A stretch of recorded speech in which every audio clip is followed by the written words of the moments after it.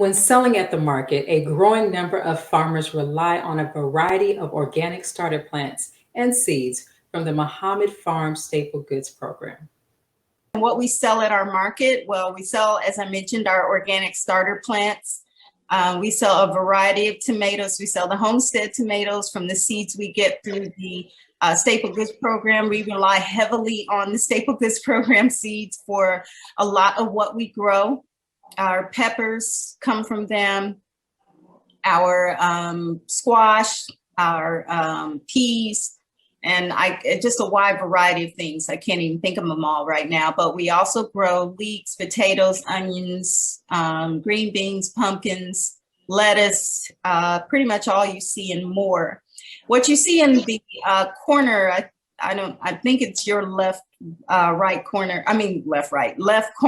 at the top, are how we have taken staple goods and packaged them and repackaged them and sell them in 1 pound bags. Joining us to talk about greenhouses is Vivian Muhammad.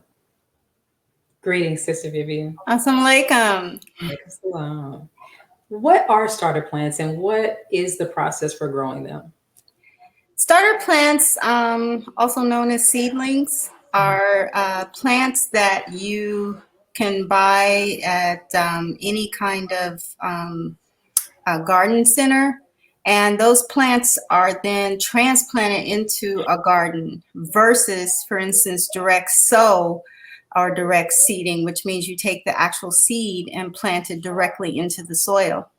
Because we live in Indiana in zone 6, because the whole United States is put up in zones, and in our particular zone and in other zones north of us and a few south of us, when we grow and what we can grow is very dependent on what month it is. And because we can't really get started until middle of May, as far as putting things like tomatoes, peppers, eggplant, watermelon, cantaloupe, all those in the garden, if we put them in too early, they will run the risk of being frosted. We have very late, Indianapolis, Indiana is notorious for late winter weather. And so all those plants would die in any type of weather below 32 degrees. Today it's 26 degrees. So you kind of get the idea. So starter plants lets us get a head start on the season, which is why they call them starter plants, because we start them indoors and then transplant them. Now, for someone new to planting, gardening, and farming, what tips do you have that you can offer for someone who wants to find out about what zone they're in their area? Now, the zones you can easily Google. And what planting zone do I live in? And or you can say wherever you live in Indianapolis, what planting zone is Indianapolis? And you'll get a whole map. There are pictures that will show you what zone you're in. And your seed packets will normally have on the reverse side a picture of all the zones, and the seed packets will help guide you and tell you on the back side, hey, if you're in zone such and so, you want to do it this way. For tomatoes and peppers and things like that, it's always recommended to start those indoors and then transplant them. You get a 4 to 8 week jump on the season because they'll be that old by the time you put them in the ground. And so you can start getting a harvest a little earlier. Okay. If someone can't start their own plants, what are the options and what should they think about when choosing plants? The first thing you want to think about is it organic and is it heirloom? Some of your building centers will have, and garden centers will have organic. Some won't even offer them. So that's the first thing if you're going to buy starter plants. And that's the main thing to consider is whether or not they're organic or heirloom or both. Both is preferable, organic, heirloom. And then in either case, what zone do I live in so that when I transplant them, they won't die. Right. Now, what exactly is the difference between organic and heirloom? So heirloom means they've been around for a long, long time, as the name implies. You know, this is a seed that where they can trace it back several generations, and so there's an assumption that it's not GMO because GMO is a rather new, last 30-year phenomena. So if it's heirloom, it's past that. So we can safely say, okay, it's heirloom. It's not GMO.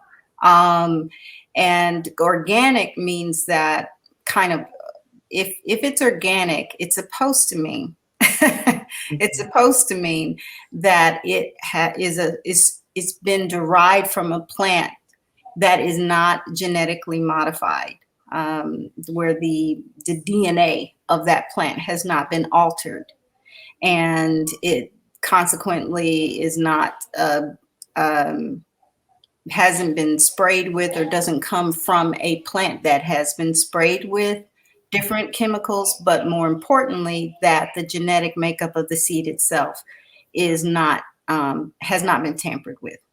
All right. So let's say I'm new to gardening. I've gotten my heirloom and organic seeds, and Hmm. I've gotten my containers, and I'm looking on the internet and I'm Googling, and I stumble upon container gardening. What is that and how does it work? Container gardening is really a great option. If you, those are our container gardens in that picture there, or container plants. So the before and after just showed you a bucket basically with soil. At the bottom, you can put anything from a little sand, rocks, but those tend to make it a little heavy. You can also use compostable materials like shredded cardboard and things like that. That's just to help it drain properly. And then you would put on top of that your organic soil. So, in essence, container gardening, as the name implies, means that I am growing my plant in a container versus growing it in ground or growing it in a raised bed. So it is a wonderful, ideal way to grow for if you have like abandoned parking lots where the cost it's cost prohibitive to try to tear up the whole concrete parking lot and put in new organic soil. But what you can do is have these containers. Now, containers can don't have to be made of any particular material. They can be food grade 5-gallon buckets, Mhm. wherein you drill holes in the base of it so for drainage. And then again, add a little sand, maybe less than an inch, half inch worth of sand that helps hold water, but it also helps to slow down the drainage process. And then the soil, the organic soil, and then your plant. One of the good things about container gardening is that if you live in an apartment building, but you have a nice patio that gets lots of sun, guess what? That's a perfect place to put a container for tomatoes, peppers, so you can go right out on your patio and get those items. So it's just really another way to grow, especially for urban growers and in urban settings. Urban gardens are the big thing now because, well, the world is changing and we really do need more people on a local level to grow. So Right. containers offer an option for those who may not have a quarter acre or an acre or even a backyard. Mhm. Now, speaking of urban gardens, Elephant Gardens, which is an urban garden and greenhouse, is growing a variety of organic vegetables and fruits. What are some of your most popular varieties of plants grown in the greenhouse? Well, this year I would say that some of our most popular varieties would be our okra is always popular. Tomatoes, we grow two cultivars of tomatoes. The homestead tomatoes that I mentioned in the piece you showed earlier, that are seeds we get through the Staple Goods program. We also grow their okra. So the okra I grow is also derived from seeds from the Staple Goods program. Um, Squash and zucchini are always popular ones. Watermelon are popular too. These are just a variety of the starter plants that we grow, but also our flowers. We grow marigolds, echinacea, and chamomile for medicinal purposes and for teas, but a lot of people like them because they're just so beautiful. And we have lots of herbs that we also seem to be popular this year.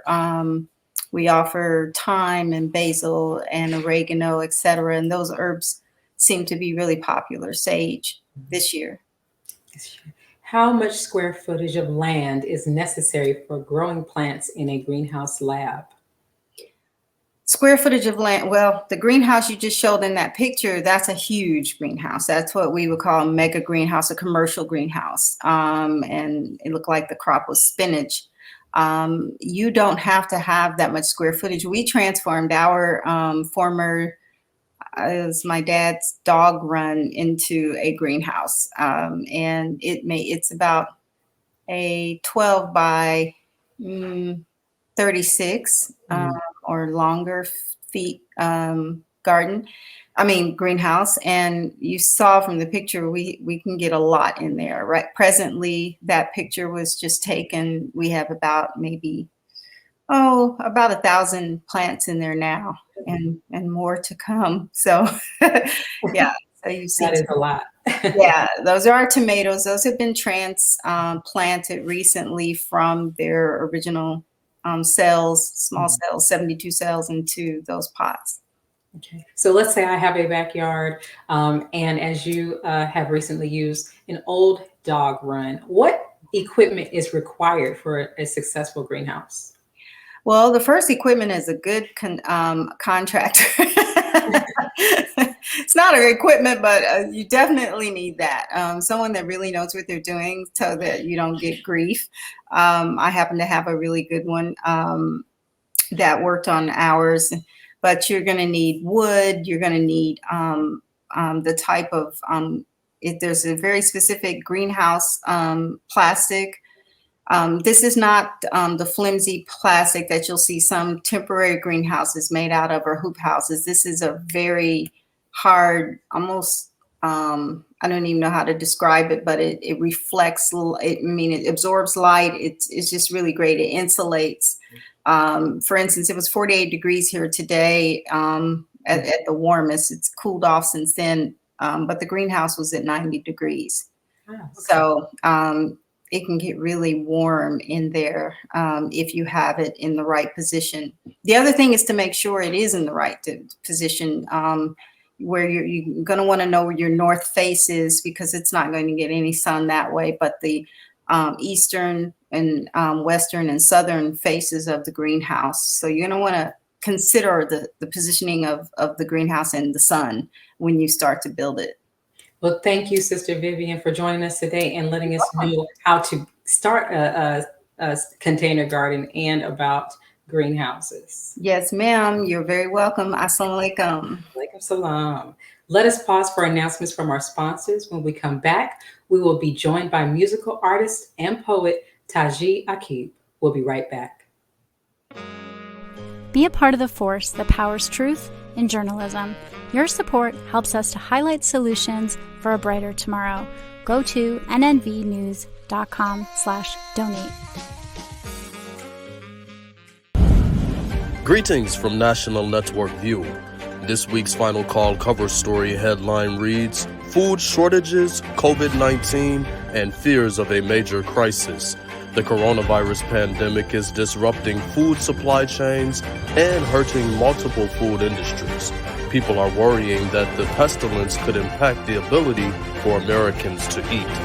This FCN Volume Number 26 edition features the middle page article by the Honorable Minister Louis Farrakhan. This message is entitled, The Key to Success is to Do for Self. To read more, subscribe to FinalCallDigital.com and tune in to the all-new Final Call Radio. This is the NNVnews.com Final Call Cover Report.